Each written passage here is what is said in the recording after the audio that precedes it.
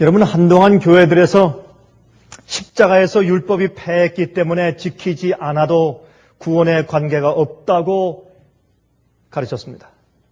그렇죠? 기독교회가 전 세계적으로, 물론 이것은 미국에서부터 시작해서 세계에 퍼진 것이지만은 십자가에서 율법이 패했기 때문에 더 이상 우리가 지킬 필요가 없습니다 라는 가르침이 얼마나 오랫동안에 전 세계 기독교회 안에 깊이 퍼지고 뿌리 박혔는지 모르겠습니다.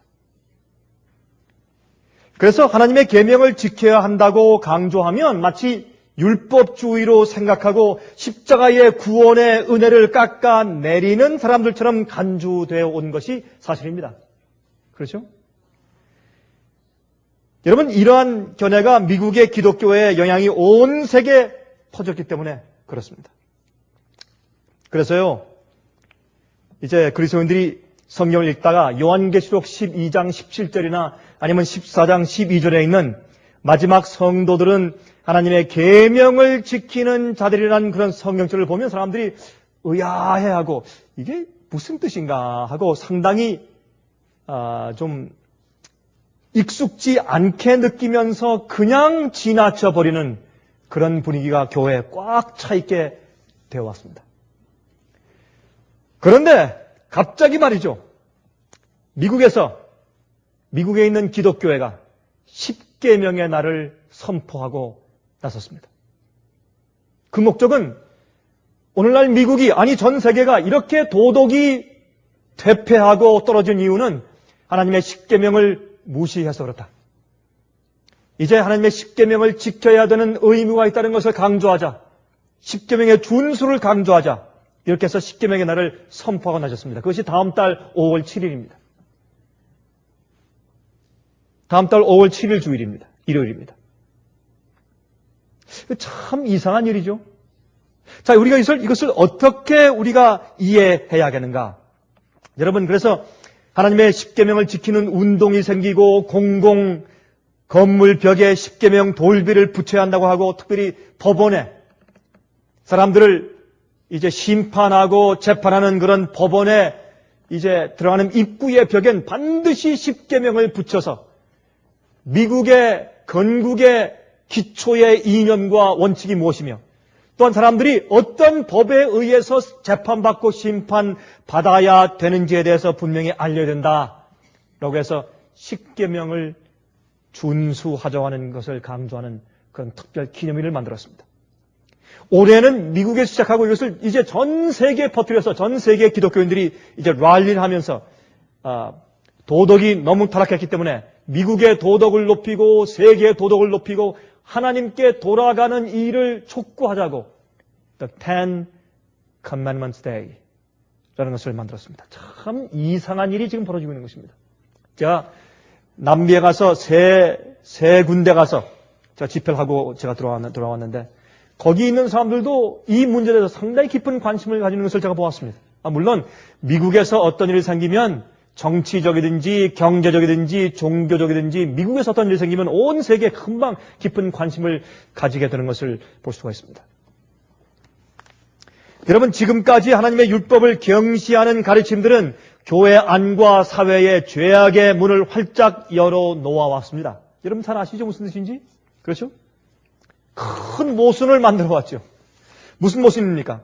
예수를 믿지 않는 사람들이 죄를 지으면 그것은 멸망당하는 조건이 되었는데 그 똑같은 죄를 그리스도인들이 지으면 십자가의 용서를 받고 은혜를 받기 때문에 구원의 지장이 없게 되는 것입니다. 똑같은 죄를 짓는데 예수를 안 믿는 사람이 지으면 멸망의 조건이고 예수를 믿는 사람이 지으면 똑같은 죄고 똑같은 계명을 범한 것인데 십자가의 은혜와 용서를 받기 때문에 똑같은 죄를 지었는데 결과가 하늘과 땅처럼 달라져 버립니다. 예수를 믿는 사람들은 똑같은 계명을 범했는데도 카바가 되어서 용서받고 구원에 이르고 똑같은 죄를 범했는데 예수를 믿지 않는다고 해서 멸망에 빠지는 것입니다. 그래서 상당히 이상한 그런 모순을 일으킨 것이 계명을 무시하는 풍조. 다시 말해서 십자가에서 계명을 패했다 아니면 십자가에서 계명을 패했다고 말하지 않을지라도 계명을 지켜야 된다. 그러나 그것은 우리 꼭 구원의 필수 요건은 아니다 라고 가리킨 그 말 때문에 그런 가르침 때문에 온 세상에 얼마나 큰 모순을 일으켜 왔는지 모르겠습니다. 그래서 십자가는 마치 자동적으로 용서받는 면죄권을 준 것처럼, 그래서 사람들은 십자가를 반지를 끼고 다니고, 제가 이번에 그 남미에서 이제 남미 안에서도 비행기 몇 번 탔는데, 여러분 제가 갔던 그 주말이 부활절 주말 아닙니까? 사람들이 부활절이면, 여러분 남미에서 부활절이면 말이죠, 뭐든 다 문 닫아요. 비행기도 별로 없어요. 버스도 중단하고 굉장합니다. 거기는 이 캐톨릭 칸트리가 많기 때문에 부활절이면 굉장히 아주 큰 연중에서 제일 큰 명절로 이렇게 치죠. 그런데 제가 이 비행기 탈 때마다 이제 천주교인들도 제 옆에 있고 또 개신교인들도 있고, 그런데 보면 말이죠, 반지를 두세 개씩 차고 있어요. 이쪽에 두세 개, 이쪽에 두세 개. 근데 거기다 큰 십자가의 모양 다이아몬드로 다 박아서 가지고 있고, 또 이렇게 이제 목걸이에도 십자가, 팔찌도 거기다 십자가 문신을 그려놓고, 그래서 십자가.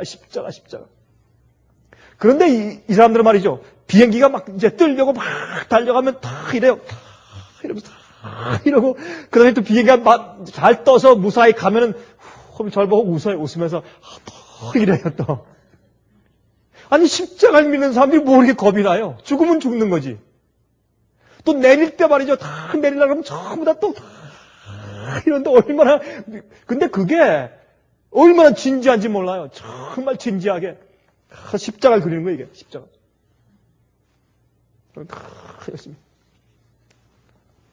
아니, 십자가가 우리 모든 죄를 덮어주고 계명을 지키지 않아도 영원히 구원해주는 그런 상징이라면 왜 그렇게 무서워해요, 사람들이?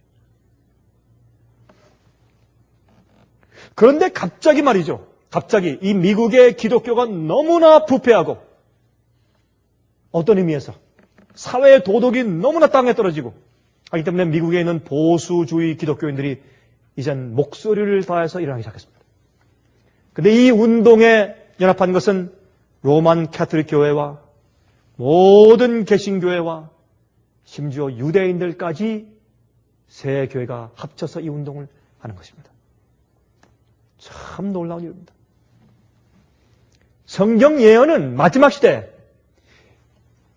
이 유럽에서 로마 교회의 교황권의 핍박에 견디다 못해서 도망온 개신교인들이 마지막에는, 세상 역사의 마지막에는 그 짐승의 정체와 교황권의 세력과 그렇게 핍박받아서 도망온 미국에 있는 개신교인들이 깊이 손을 붙잡을 것에 대해서, 연합할 것에 대해서, 그래서 미국이 땅에서 올라온 두 뿔 가진 새끼 양 같은 짐승이, 먼저 나온 짐승인 교황권을 위해서 그 짐승의 우상을 만들어주고 거기에 모든 사람들을 절하게 하더라라는 예언이 요한계시록 13장에 기록되어 있는 것입니다.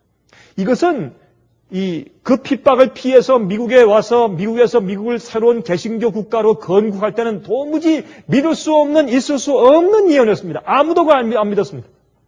그게 그렇게 될 것이라고 믿는 사람들이 아주 극소수였습니다. 우리 한국 사람들의 말 표현이 아무도 안 믿는단 말이지 조금 믿는단 말이죠. 그렇죠?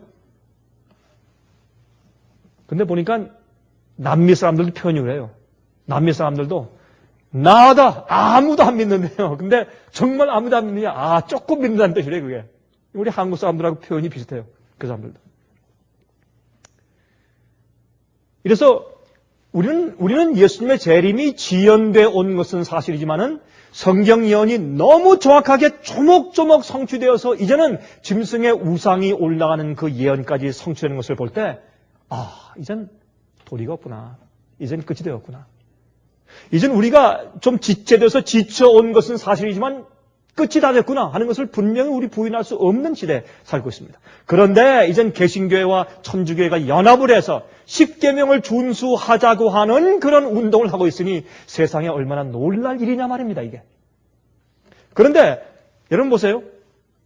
이 국가의 힘을 빌려서, 정치의 힘을 빌려서, 경찰권을 빌려서 사람들의 양심에 관한 법률을 만들어서 강요하는 일이 생기는 것입니다. 그 일을 하기 위해서 지금 미국에서 어떤 일이 벌어지고 있습니까? 제가 늘상 말씀드렸지만 낙태를 금지시키는 법. 여러분 1888년도 당시 정도에는 미국에서 말이죠. 그때도 이 술을 만들지 말고 먹지 못하게 하라는 그런 법령을 만들었어요. 기독교회가 국가의 힘을 빌려서. 왜요? 미국의 도덕을 개선시키기 위해서. 지금도 미국의 도덕을 개선시키기 위해서 어떤 법을 좀 만들고 있습니까? 여러분이시요. 이 낙태를 금지시키는 법. 낙태하는 것은 나쁜 것입니다. 그러나 그것을 법적으로 할 수 있는 것은 있는 종류는 아닙니다. 왜? 양심적인 일이기 때문에. 그것은 윤리적인 일이고 도덕적인 일이기 때문에 도덕적인 일을 미국 헌법으로 사람들을 강요하는 그런 일을 하지 못하게 그렇게 제1조에 되어 있습니다. 그래서 종교와 국가는 연합할 수 없다고 분리의 정책을 가지고 있는 것입니다. 그러나 요즘에 아니라고 교회와 국가는 하나로 일치돼서 다시 이 도덕을 개선해야 되겠다고 미국에서 애쓰고 있는 것입니다. 이건 참 얼마나 놀라운 이런 성취입니까? 이런 일들은 100년 전만 해도 도무지 있을 수 없는 일처럼 여겨왔습니다.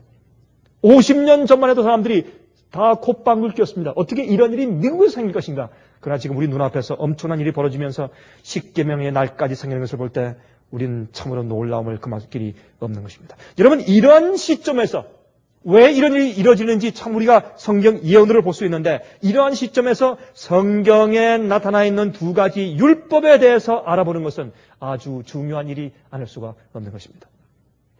성경에 나타나 있는 두 가지 율법. 여러분 성경의 율법이 두 가지 종류가 있죠. 그렇죠? 첫 번째 종류는 언약궤 안에 넣어두었던 뭐예요? 무슨 계명? 십계명. 이것은 신명기 10장 1절부터 5절까지 있습니다. 신명기 10장 1절부터 5절에 그때 여호와께서 내게 이르시기를 너는 처음과 같은 두 돌판을 다듬어 가지고 산에 올라 내게로 나오고 또 나무 궤 하나를 만들라. 내가 깨뜨린 처음 판에 쓴 말을 내가 그 판에 쓰리니 너는 그것을 그 궤에 넣으라 하시기로 내가 십진 나무로 궤를 만들고 처음 것과 같은 돌판 둘을 다듬어 손에 들고 산에 오르매 여호와께서 그 총의 날에 산 위 불 가운데서 너에게 이르신 십계명을 처음과 같이 그 판에 쓰시고 여러분 하나님께서 이 판에 돌비에 십계명을 쓰실 때 무엇으로 쓰셨어요? 볼펜으로 쓰셨어요? 조각칼로 쓰셨어요?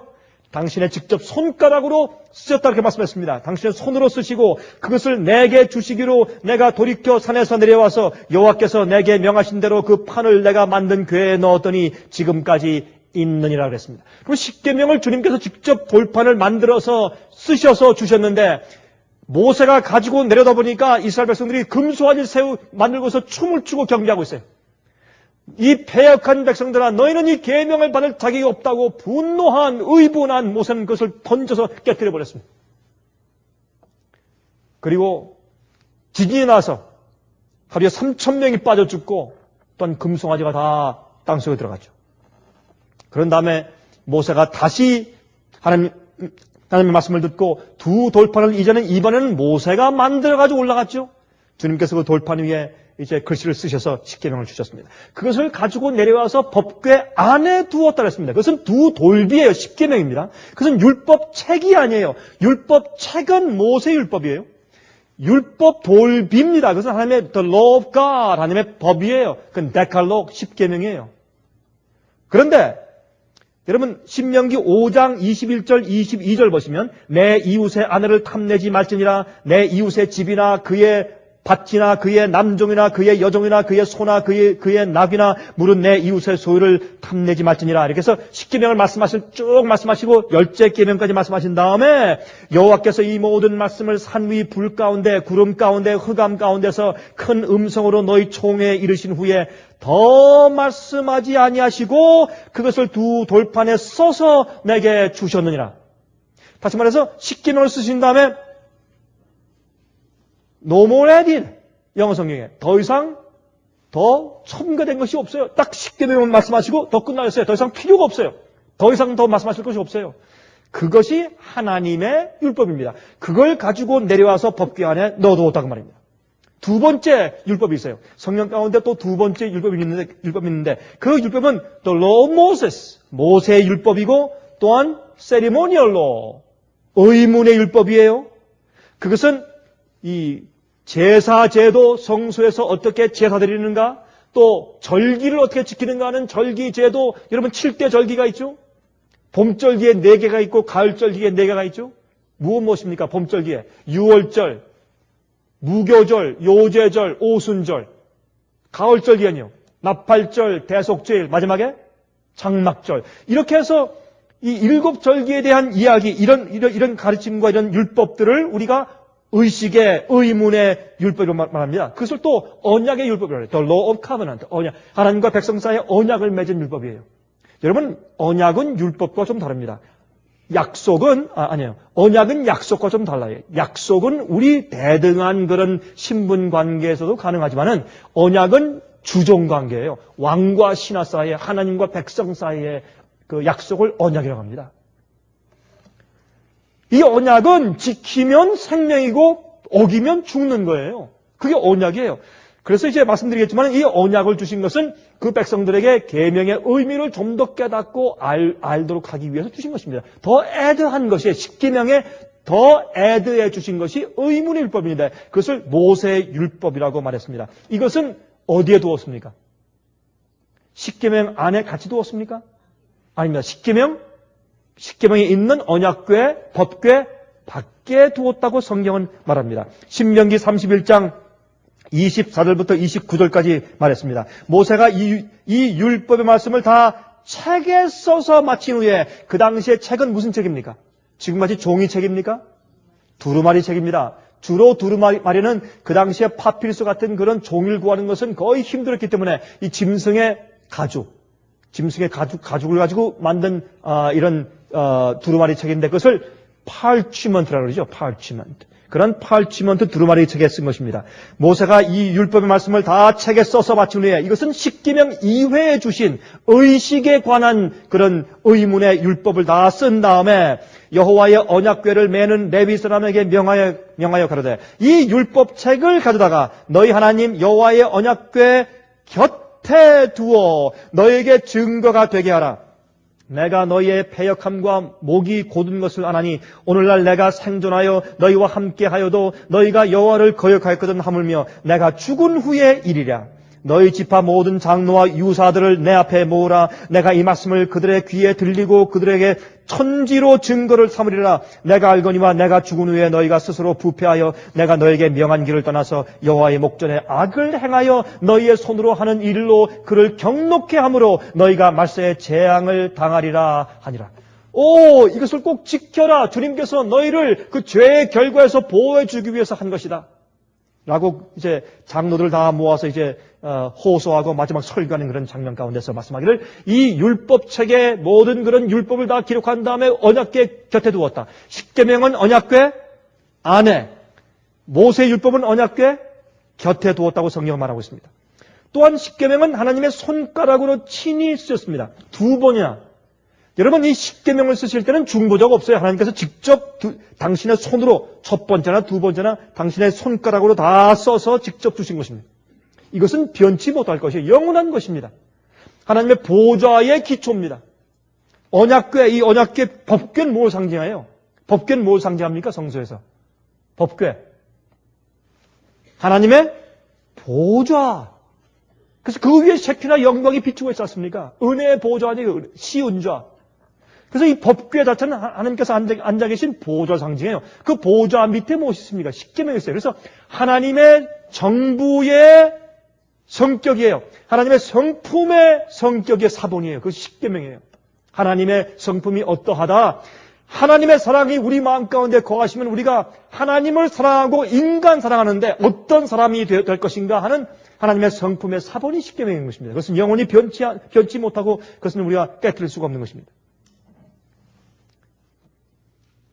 그런데 많은 사람들이 말이죠. 이 두 가지 종류의 율법을 주신 그 내용과 그 이유를 또 차이를 오해한 나머지 많은 그리스도인들이 십자가에서 율법이 패했으니 십계명을 지킬 필요가 없다. 그것을 지키고 안 지키는 것은 내 구원에 상관이 없다라는 가르침을 하게 되었다고 말입니다. 왜? 성경에는 두 언약과 두 계명, 율법에 대한 그 이해를 그들이 오해한 것입니다. 그래서 골로새서 2장 14절부터 17절까지 있는 말씀 보면 이런 말씀이 있죠. 이 말씀을 특히 많은 기독교인들이 오해하게 되었어요. 우리를 거스리고 우리를 대적하는 의문에 쓴 증서를 도말하시고 제하여 버리사. 여기 있는 말씀을 사람들은 10계명으로 오해한 것입니다. 십자가에 못 박으시고 자 봐라 율법을 십자가에 못 박았지 않느냐 그렇게 말하는 것입니다. 정사와 권세를 벗어버려 밝히 드러내시고 십자가로 승리하셨느니라. 그러므로 먹고 마시는 것과 절기나 월삭이나 안식일을 인하여 누구든지 너희를 편론하지 못하게 하라. 이것들은 장래 일의 그림자이나 몸은 그리스도의 것이니라 그랬습니다. 여기에 안식일은 영어 성경 가운데 복수입니다. Sabbath 복수예요. 왜 복수입니까? 이것은 이 절기들을 지키는 계명들입니다. 여기에 있는 것은 의문에 쓴 증서를 도말하시고 했기 때문에 이것은 의문의 율법이에요. 모세의 율법입니다. 십계명 이외에 절기를 지키는 것과 양잡아 제사하는 그런 것들과 또한 사회법과 이런 모든 그런 모세의 율법을 기록한 그 증서를 십자가에 못 박으셨습니다.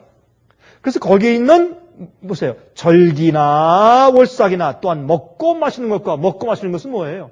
meat offering, drink offering. 여러분 그 번제단 위에 양을 드릴 때 어떻게 했습니까? 거기에 이 떡을 만들어서 밀가루 반죽을 해서 거기 또 드렸고 또 어떻게 해요? 거기다 이 포도즙을 부었어요. 그것을 어떻게 먹는 것과 마시는 것으로 말씀드리는 것입니다. 먹는 제물과 마시는 제물도 같이 함께 드린 것이기 때문에 이것은 전부 다 의문에 속한 율법을 말하고 있어요. 그 가운데서 월삭이나 안식일을 인하여 편놓지 말게 하라. 이런 말은 이것은 월삭을 지키는 그 제도와 또한 절기의 안식일을 지키는 제도를 말하는 것입니다.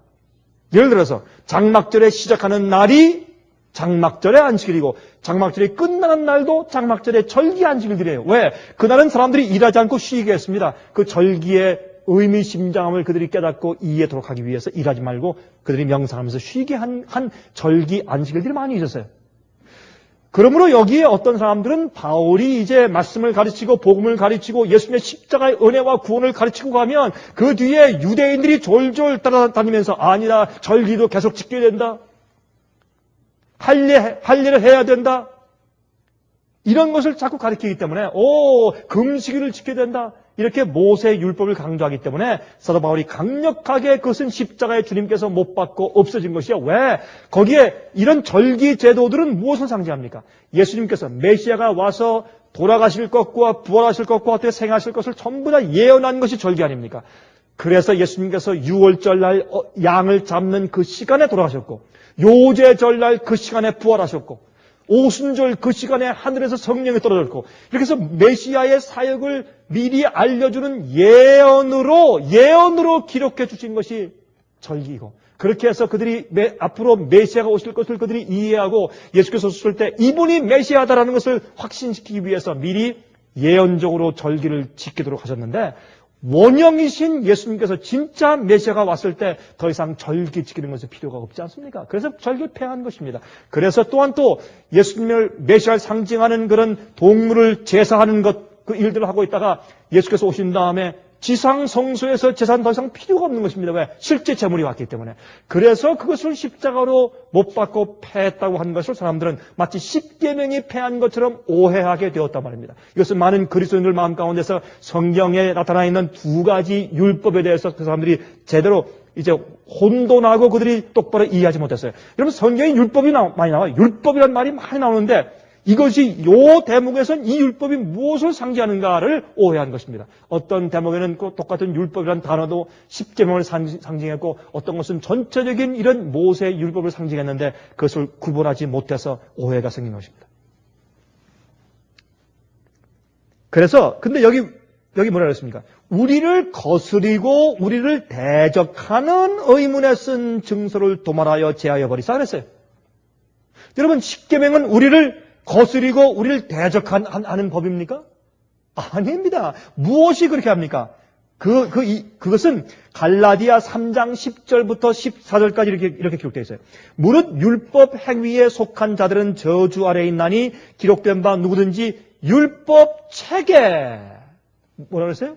율법 책에 기록된 대로 온갖 일을, 십계명의 온갖 일이 아니죠? 율법 책에 기록된 대로 온갖 일을 행하지 아니하는 자는 저주 아래 있는 자라 하였음이나 또 하나님 앞에서 아무나 율법으로 말미암아 의롭게 되지 못할 것이 분명하니 이것은 무엇입니까? 이는 의인이 믿음으로 살리라 하였습니다. 여러분, 절기 지키는 것이나 제사하는 것이나 이런 모든 의문의 율법을 지키는 모세의 율법을 다 지켜야 완전하다고 인정받는데 누구든지 율법 책에 기록된 대로 온갖 일을 행하지 않으면 저주를 받아요. 그러니까 그 행위를 우리가 어떻게 우리가 의롭게 될 수 있냐 말입니다. 그것을 이렇게 설명했습니다. 그리고 이는 그리스도 예수 안에서 아브라함의 복이 이방인에게 미치게 하고 또 우리로 하여금 믿음으로 말미암아 성령의 약속을 받게 하려 하심이라 그랬어요. 아브라함의 자손이란 그 당시 특징이 무엇입니까? 어떤 의식을 행했어요? 이 아브라함의 자손이라는 그런 특별한 의식을 행하는 것이 무엇이었습니까? 할례. 할례를 주님께서 입장을 못 받고 더 이상 이런 의식들은 필요가 없어요. 그래서 어떻게 해요? 이젠 예수를 믿는 믿음으로 의롭게 되고 구원받게 하셨다고 말합니다. 여기에 그래서 이것은 어떻게 우리를 거스리고 대적하는 의문에 쓴 증서예요. 이건 모세의 율법을 말하는 것입니다. 십계명을 말하는 것이 아닙니다. 십계명은 우리를 거스리고 또한 우리를 대적하는 그런 문서가 절대 아닌 것을 우리가 알지 않습니까? 예수님이 이 땅에 오셔서 십자가에 돌아가신 다음부터는 이런 의문의 일들을 온갖 일들을 행할 필요가 없어졌습니다. 여러분 그런데 자 의문의 율법을 주님께서 그러면 이스라엘 백성들한테 왜 주었을까요? 무엇 때문에 의문의 율법을 주었을까요? 여러분 의문의 율법을 주신 것은 중보자가 누굽니까? 모세입니다. 새 언약의 중보자는 누구예요? 예수님이에요. 예수께서 우리의 중보자예요.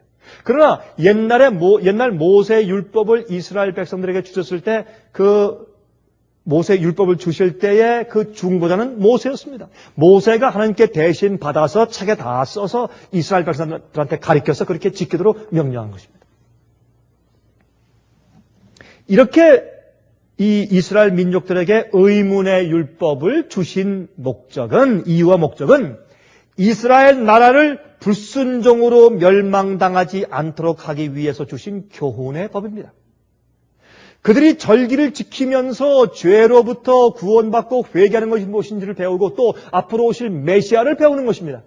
어떻게 하나님께서 그들의 죄를 어떻게 용서하시고 그들이 어떻게 죄에서 해방을 받고 어떻게 그들이 깨끗게 되는지를 깨닫게 하시기 위해서 성소 제도를 주신 것입니다. 믿음을 가르치기 위해서 어떻게 의롭게 되고 어떻게 자박하고 회개하고 용서받고 정결케 되는지. 또 죄의 타락과 그 결과에서 이스라엘을 보호해 주시기 위해서 의문의 율법을 주었어요. 여러분 거듭나지 않은 이스라엘 백성들에게 십계명을 보호하는 규례들을 더해 주신 것입니다. 그들이 그러한 규례를 지킬 때 어떻게 의를 배우고 하나님이 두렵고 주님의 명령을 지키면서 십계명을 보호하게 되어 있어요. 그래서 어떤 의미에서 의문의 율법 중심의 사상은 십계명이에요. 십계명도 십계명이고 의문의 율법이 가리키는 것은 십계명을 올바로 지키도록 가르치는 규례들이었습니다. 규례와 법도들이었어요. 그래서 여러분 신명기 30장 19절 그다음에 15절부터 20절 제가 읽겠습니다. 한번 들어보세요.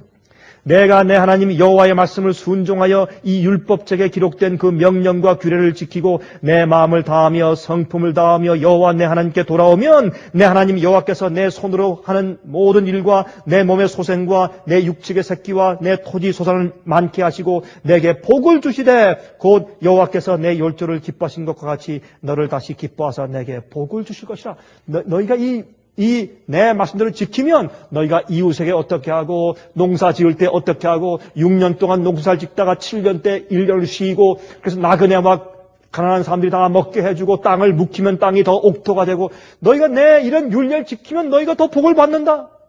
그렇게 주신 것들이에요. 그것은 좋은 것들입니다. 이건 나쁜 것들이 아니에요. 그들이 그렇게 해서 노예 생활하다가 지금 나온 사람들이 하나님의 의로운 원칙으로 훈련받도록 하기 위한 이유와 목적으로 모세 의문의 율법을 준 것이에요. 그것은 나쁜 것이 아니에요. 나쁜 것이 아니에요. 그 다음에 15절부터 20절까지 보라 내가 오늘날 생명과 복과 사망과 화를 내 앞에 두었나니 곧 내가 오늘날 너를 명하여 내 하나님 여호와를 사랑하고 그 모든 길로 행하며 그 명령과 규례와 법도를 지키라는 것이라. 그리하면 내가 생존하며 번성할 것이요 또 내 하나님 여호와께서 내가 가서 얻을 땅에서 내게 복을 주실 것이니라. 그러나 내가 만일 마음을 돌이켜 듣지 아니하고 유혹을 받아서 다른 신들에게 절하고 그를 섬기면 내가 오늘날 너에게 선언하노니 너희가 반드시 망할 것이라. 너희가 요단을 건너가서 얻을 땅에서 너희의 날이 장구치 못할 것이니라. 내가 오늘날 천지를 불러서 너에게 증거를 삼노라. 내가 생명과 사망과 복과 저주를 내 앞에 두었은즉 너와 내 자손이 살기 위하여 생명을 택하고 내 하나님 여호와를 사랑하고 그 말씀을 순종하며 또 그에게 부종하라. 그는 내 생명이시요 내 장수시니 여호와께서 내 열조 아브라함과 이삭과 야곱에게 주리라고 맹세하신 땅에 내가 거하리라. 이렇게 해서 모세의 의문의 율법을 주신 것이에요. 여러분 그들이요 노예 생활을 하다가 출애굽해서 금방 나왔지 않습니까? 그래서 그들이 말이죠. 그들 자신들이 노예와 종들을 거느리고 살게 될 때에 자기들이 그 노예 생활에서 당한 것처럼 노예들을 부리지 않도록 모세의 율법들 중에서 제일 모세의 의문의 율법 가운데서 모세 율법 가운데 제일 먼저 준 법칙이 무엇인 줄 아세요? 어떻게 노예와 종들을 대하고 어떻게 그들에게 친절하게 다룰 수 있는지에 대한 법을 제일 먼저 주신 것이에요. 그게 모세 율법이에요. 그것은 십계명을 지키는 그 원칙을 그들에게 훈련시키는 더해주신 규례들이었어요. 그게 패한 것이지 십자가에서 십계명이 패한 것이 아니지 않습니까? 그것을 미국의 기독교가 미리 알았는지 몰랐는지 모르지만 요즘에 와서 계명을 다시 지켜야 된다는 그런 운동을 시작했으니 얼마나 놀라운 일이냐 말입니다. 또한 두 번째 이 모세의 율법 가운데 두 번째는 뭔지 아세요? 이웃에게 폭행을 행치 말라. 왜요? 그들이 폭행을 늘 당해왔기 때문에 자기가 당한 경험처럼 남에게 해요. 그래서 여러분 황금률이 뭐예요? 너희가 남에게 대접을 받고자 하는 대로 남을 대접하라. 그 속에 계명이 다 들어있어요. 첫 번째, 온 마음을 다해서 주 너희 하나님을 사랑하고 두 번째, 내 이웃을 내 몸과 같이 사랑하라. 율법과 선제의 모든 강령이 그 속에 다 들어있어요. 십계명이 그 말씀 가운데 다 들어있고 그 말씀에 또 다른 이제 줄임말이 황금률이에요. 다른 사람이 내게 어떻게 해주길 원하는가? 너희가 대접을 받고자 하는 대로 남을 대접하라. 여러분, 우리 한국에도 사람들이 그러죠. 시집살을 많이 한 시어머니는요, 며느리를 더 괴롭혀요. 대부분 그래요.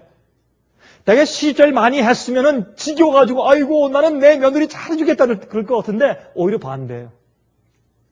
나는 이렇게 당했는데 너는 이렇게 편해서 되겠느냐? 너도 당해봐라. 그런 마음인지 아니면 남한테 그렇게 당해봤기 때문에 그게 자기 속에 습관이 되어 있어요. 이게 당연한 것처럼 느껴져요. 그래서 하나님께서 제일 먼저 의문의 율법 주실 때 종들을 어떻게 다룰 것과 그들에게 어떻게 친절히 할 것과 그들에게 어려움이 생기면 자식에게 어려움이 생긴 것처럼 똑같이 대해주라.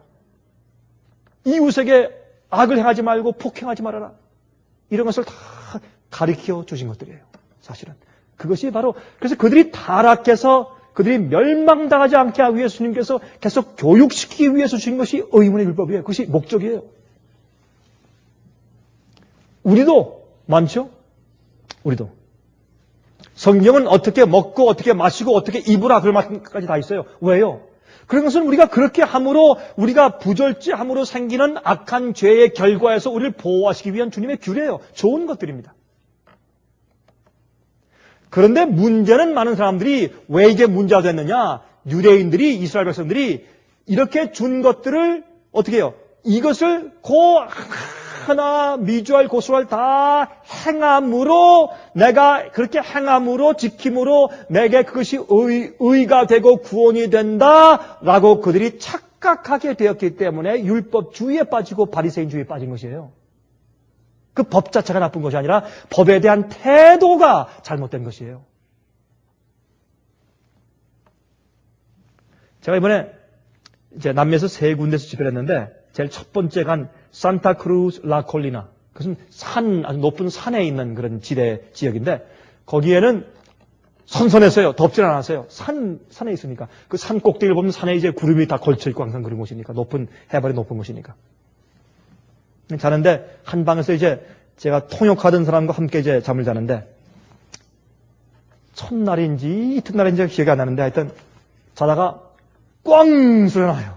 그래서 벌떡 깨고 그 사람도 벌떡 깼는데 잠깐 눈을 떴다가 이게 무슨 소린가 보니까 분명히 제 침대 소리가 났어요. 제 침대 밑에 있는 그 매트레스를 이렇게 받쳐주는 판자 가운데 하나가 떨어진 거예요. 떨어졌으니까 밑에 그 돌바닥인데 떨어졌으니까 꽈당 소리 나지 않겠어요? 전 놀라서 깼다가 그건 모양이다.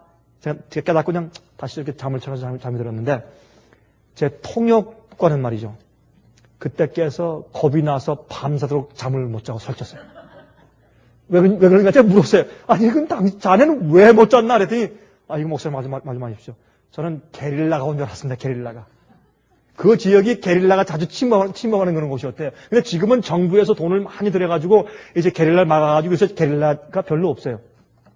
근데 이제 게릴라 와가지고 혹시 또 강 목사님 잡아가지고 또 무슨 뭐 또 인지를 잡고 돈 내놓으라고 할까봐 겁이 났다는 거 이 사람이. 그래가지고 땅 소리 나니까 총소리구나. 게릴라가 왔다 해서 창문 열고서 막 살피면서 자기가 밤새도록 잠을 못 잤대요. 여러분 이게 왜 그런가 하면 우리가 하는 행동들은 우리의 경험에 비추어서 행동하는 거예요. 그렇죠? 왜 우리 죄의 본성이 있어요? 죄의 본성 때문에 내 속에서 죄가 나와요. 그래서 주의 성령과 은혜로 다스리지 않으면 죄가 나오는 거예요. 내가 과거에 어떤 경험을 했느냐에 따라서 내가 행동하게 돼 있어요. 고생 많이 한 사람 있잖아요. 고생 많이 한 사람들은요 나중에 돈 쓸 때 더 짜요. 고생 많이 했으니까 그들이 펑펑 쓰고 내 이제 실컷 써보자 그럴 것 같죠? 아니에요. 더 짜요. 왜요? 자기 옛날에 고생한 대로 살게 돼 있어요. 사람들은 자기가 옛날에 겪은 경험대로 반응하게 돼 있어요. 그러므로 우리가 죄를 지은 우리의 죄의 속성과 경향들 때문에 우리가 죄에 연약해진 것이에요. 그래서 그렇게 연약하고 아직까지 거듭나지 못한 이 이스라엘 백성들을 한 나라로서 그들을 잘 십계명의 원칙에 의해서 그들이 교육받기 위해서 주신 것이 모세의 율법이에요. 성소 제도와 양 잡는 것과 그다음에 절기들까지 주시면서 하나님께서 내가 너희를 사랑한다. 너희가 이렇게 회개하는 것이야. 이렇게 너희가 구원받는 것이야. 메시아가 오는 것이야. 너희의 구원은 이렇게 이루어진다는 것을 가르친 것이 모세 율법이에요. 얼마나 감사한 것이에요. 근데 주님 이들은 곡해하기를 그것을 하나하나 이렇게 그대로 행함으로 그들이 의를 받고 구원 얻는 것으로 착각한 것입니다. 그것은 제물을 바치면서 신에게 아첨하는 이방 신전에서 제사하는 교인들과 그들의 태도가 다른 것이 없잖아요. 그래서 골로새서 2장 17절에 말씀하기를 이것들은 장래일의 그림자이나 몸은 그리스도의 것이니라 그랬어요. 그렇죠? 장래일의 그림자예요. 이런 모든 제도들은 앞으로 오실 메시아에 대한 장래일에 대한 그림자예요. 장래일이 진짜가 오면 그림자는 없어져요. 로마서 10장 4절, 5절, 9절, 10절을 보시면 이런 말씀이 있어요. 로마서 10장에 4절, 5절, 9절, 10절 보면 이 말씀을 또 사람들이 많이 오해했어요. 그리스도는 모든 믿는 자에게 의를 이루기 위하여 율법의 마침이 되시니라.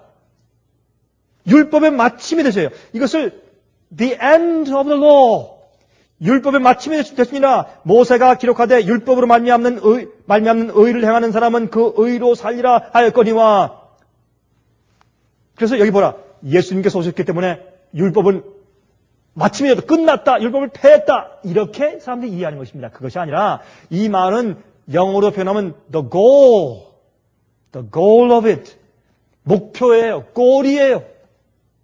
그러니까 예수님께서 오시면 율법이 그 마지막 그 골이 성취되는 거예요. 예수님 안에 들어가면 그 율법이 내 속에서 이루어져 버려요.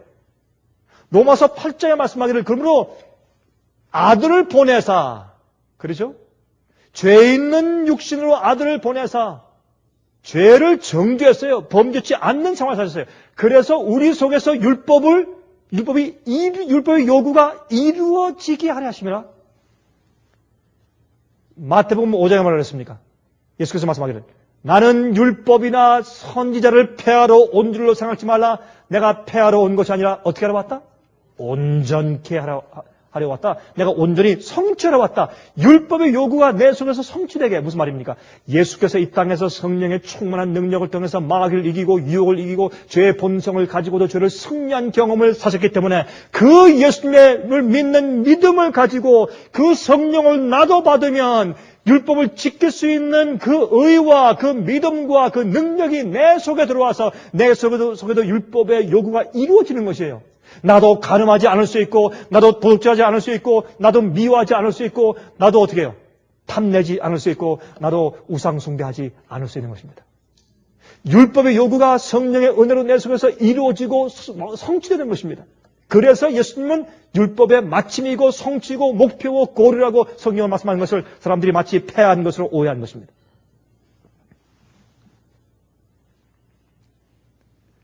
여러분, 그래서 예레미야 31장 31절부터 33절 보시면 이미 구약 성경에 하나님께서 말씀하기를 새 언약을 언급해 두셨어요. 이미 구약 성경에 나 여호와가 말하노라 보라 날이 이르리니 내가 이스라엘 집과 유다 집에 새 언약을 세우리라. 이것은 구약 성경이에요. 나 여호와가 말하노라 이 언약은 내가 그들의 열조의 손을 잡고 애굽 땅에서 인도에 하여 내던 날에 세운 것과 같이 아니할 것은 내가 그들의 남편이 되었어도 그들이 내 언약을 파하였습니다. 나 여호와가 말하노라 그러나 그날 후에 내가 이스라엘 집에 세울 언약은 이러하니라 곧 내가 나의 법을 그들의 속에 두며 법궤 안에 두는 것이 아니라 이제 우리 마음속에 두어요. 그 마음에 기록하여 나는 그들의 하나님이 되고 그들은 내 백성이 될 것이라. 우리의 마음속에 성령으로 기록하시는 것입니다. 그래서 예레미야 23장 6절에 말씀하기를 그의 날에 유다는 구원을 얻겠고 이스라엘은 평안히 거할 것이며 그 이름은 여호와 우리의 의라 일컬음을 받으리라 그랬어요. 여호와 우리의 의라. 여호와 우리의 의라.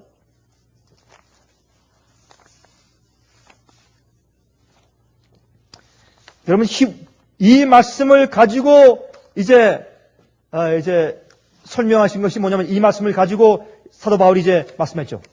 히브리 10장 15절부터 18절에 말씀하기를 또한 성령이 우리에게 증거하시되 주께서 가라사대 그날 후로는 저희와 세울 언약이 이것이라 하시고 내 법을 저희 마음에 두고 저희 생각에 기록하리라 하신 후에 또 저희 죄와 저희 불법을 내가 다시 기억지 아니하리라 하였으니 이것을 사하셨음즉 다시 죄를 위하여 제사 드릴 것이 없느니라 그랬습니다. 그래서 이 새 언약에 대한 예레미야 31장 얘기를 인용해서 히브리 10장에 사도 바울이 반복했습니다. 그런데 우리 마음에 무엇을 기록해요? 여러분, 하나님께서 돌비에 무엇으로 기록했습니까? 십계명을? 하나님의 손가락으로. 여러분, 구약 성경에서 하나님의 손가락, 하나님의 손, 그것은 하나님의 권능을 상징하는 표시예요. 보실래요? 출애굽기 8장 19절에 보시면 술객이 바로에게 고하되 이는 하나님의 권능이니라 하나 바로의 마음이 강팍하게 되어 그들을 듣지 아니하였으니 여호와의 말씀과 하더라. 여기 하나님의 권능이라 하는 것을 킹 제임스 버전 성경이나 원어 성경에는 보면은 하나님의 손가락이라고 그랬어요. 오 왕이시여 이것은 하나님의 손가락의 역사입니다. 그렇게 했어요. 그래서 이 구약 성경에 하나님의 손가락 그러면 하나님의 능력으로 상징되는 그런 표현이었어요. 시편 8장 3절 주의 손가락으로 만드신 주의 하늘과 주의 베풀어 주신 달과 별들을 내가 보오니 주님께서 주님의 손가락으로 우주 별들을 창조하셨다 그렇게 되어 있어요. 창조를 하나님의 손가락으로 하신 것처럼 성경은 기록되어 있어요. 시편 104장 30절에 똑같은 말씀을 이렇게 했어요. 주의 영을 보내어 성령을 보내어 저희를 창조하사 지면을 새롭게 하시나이다. 어떤 때는 하나님의 손가락으로 창조하셨다 되어 있고 또 어떤 때는 주의 영으로 창조하셨다 되어 있어요. 주님의 권능과 손가락과 성령은 같은 뜻으로 동의어로 성경에 표현되고 기록된 것을 볼 수 있습니다. 마태복음 12장 28절에 보기를 말씀하기를 그러나 내가 하나님의 성령을 힘입어 귀신을 쫓아내는 것이면 하나님의 나라가 이미 너희에게 임하였느니라. 그래서 성령께서 귀신을 쫓았다고 설명했어요. 똑같은 말씀을 누가복음 11장 20절에 말씀하기를 그러나 내가 만일 하나님의 손을 힘입어 귀신을 쫓아내는 것이면 하나님의 나라가 이미 너에게 임하였느니라. 똑같은 말씀인데 한 군데는 성령으로 한 군데는 하나님의 손 아니면 손가락으로 그렇게 되어 있어요. 그러므로 돌판에 하나님의 손가락으로 십계명을 기록해 주는 것은 완악하고 딱딱한 돌 같은 우리 마음에 그런 뜻이에요. 그게. 왜 하나님께서 돌비에 써냐면 왜 돌비에 하필이면 십계명을 돌비에 쓰신 것은 이렇게 완악하고 딱딱한 우리 심령 가운데 하나님께서 성령의 능력으로 어떻게 해요? 우리 마음 가운데 율법을 기록해 주시는 것이에요. 성령밖에 할 수가 없어요. 그래 우리 마음이 부드럽게 풀어지고 순종하는 백성이 되는 것이에요. 거듭나는 백성이 되는 것이에요. 성령이 충만한 백성이 되는 것이에요. 그래서 성령으로 우리 계명을 우리 마음속에 기록해 두신다고 설명되어 있는 것입니다. 우리 이 말씀만 읽고 마칩시다. 시편 19장을 읽겠습니다. 시편 19장을 보면 제일 먼저 하나님께서 창조하신 얘기가 나와요. 창조하신 얘기가 나온 다음에 그다음에 율법 얘기가 나와요. 이것도 같은 맥락이에요. 하나님께서 당신의 손가락으로 우주와 별들과 지구를 창조하신 다음에 똑같이 주님의 성령의 역사로 율법을 우리 마음 가운데 새겨주세요. 그것을 시편 19장의 전체 창조와 율법 문제에 나누어서 기록해 둔 것이에요. 우리 다 펴세요. 읽어보십시다. 시편 19장입니다. 1절부터 읽겠습니다. 하늘이 하나님의 영광을 선포하고 궁창이 그 무엇으로 하신 일을? 그 손으로 하신 일을 나타내는도다. 날은 날에게 말하고 밤은 밤에게 지식을 전하니 언어가 없고 들리는 소리도 없으나 그 소리가 온 땅에 통하고 그 말씀이 세계 끝까지 이르는도다. 하나님이 해를 위하여 하늘에 장막을 베푸셨도다. 해는 그 방에서 나오는 신랑과 같고 그 길을 달리기 기뻐하는 장사 같아서 하늘 이 끝에서 나와서 하늘 저 끝까지 운행하며 그 온기에서 피하여 숨은 자 없도다. 여호와 그 다음에 이렇게 창조의 능력을 설명한 다음에 7절부터 여호와의 율법은 완전하여 영혼을 소송케 하고 여호와의 증거는 확실하여 우둔한 자로 지혜롭게 하며 여호와의 교훈은 정직하여 마음을 기쁘게 하고 여호와의 계명은 순결하여 눈을 밝게 하도다. 여호와를 경유하는 도는 정결하여 영혼까지 이루고 여호와의 규례는 확실하여 다 의로우니 금곧 많은 정금보다 더 사모할 것이며 꿀과 송이꿀보다 더 달도다. 또 주의 종이 이로 경계를 받고 이를 지킴으로 상이 크니이다. 자기 허물을 능히 깨달을 자 누구리요? 나를 숨은 허물에서 벗어나게 하소서. 또 주의 종으로 고범죄를 짓지 말게 하사 그 죄가 나를 주장치 못하게 하소서. 그리하시면 내가 정직하여 큰 죄가에서 벗어나겠나이다. 계명을 보아야 우리 마음 가운데 죄를 깨닫고 우리가 주 앞에 나갈 수 있지 않습니까? 14절 나의 반석이시요 나의 구속자이신 여호와여 내 입의 말과 마음의 묵상이 주의 앞에 연락되기를 원하나이다. 그래서 마지막 주의 백성들은 주의 성령의 능력으로 하나님의 손가락으로 그의 마음과 골수에 주님의 법도와 계명이 쓰여진 자들이 주의 마지막 백성들입니다. 십계명의 날을 아무리 세워서 강조해 보았자 사람들을 계명을 지키게 할 수 없어요. 거듭나고 성령에 충만해서 마음속에 계명이 기록된 자들만이 계명을 지킬 수가 있습니다.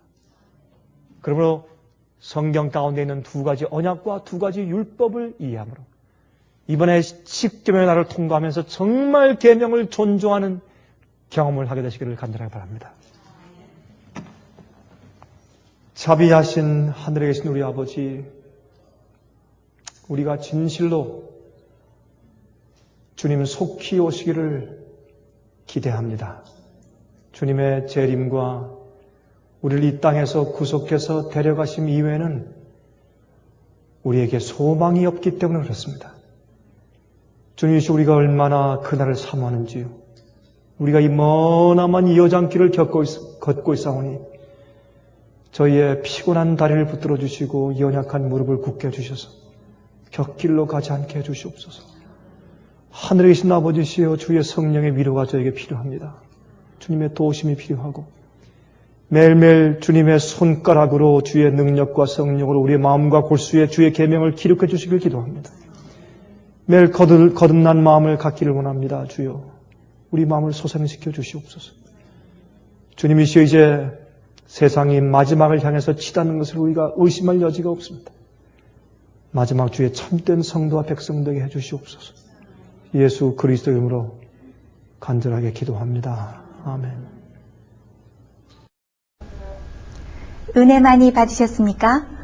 지금까지 들으신 이 생예빛 예배 설교는 간절한 마음으로 진리를 찾는 분들과 정직한 양심으로 말씀을 받아들이고 언제나 진실이 무엇인지를 생각하는 그리스도인들을 위한 말씀입니다.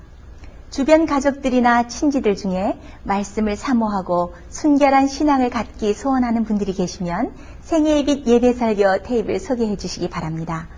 매주 원하시는 분들의 가정으로 직접 배달되는 생예빛 예배 설교는 개인의 신앙 부흥이나 소규모 그룹 예배를 위하여 비디오와 오디오 테이프, DVD, CD로 제작되었습니다. 생예빛 예배 설교 테이프를 원하시는 분들은 1-877-704-1004번으로 전화하여 주시기 바랍니다. 생예빛은 각종 미디어, 즉 출판물, 텔레비전, 비디오, 오디오 카세트 테이프, DVD, CD, 그리고 웹사이트를 통하여 복음을 전하는 미디어 선교 기관입니다. 생예빛에서 이루어지는 선교 사업을 크게 5가지로 나누어 소개하면 다음과 같습니다. 첫째로 생예빛은 가정과 건강과 참된 신앙을 소개하는 월간지 살아남는 이들을 매달 발간하고 있습니다. 가정과 건강 문제뿐만 아니라 참된 신앙과 성경에 나타나 있는 중요한 진리들에 대하여 매달 깊이 있게 다루는 최고의 신앙지입니다. 둘째로 생예빛은 미국의 주요 도시에서 텔레비전 선교 방송을 하고 있습니다.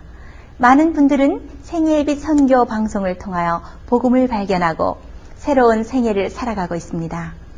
셋째로 생예빛에서는 우편 통신을 통하여 평신도들의 성경 연구를 도와드리는 성경통신학교를 운영하고 있습니다.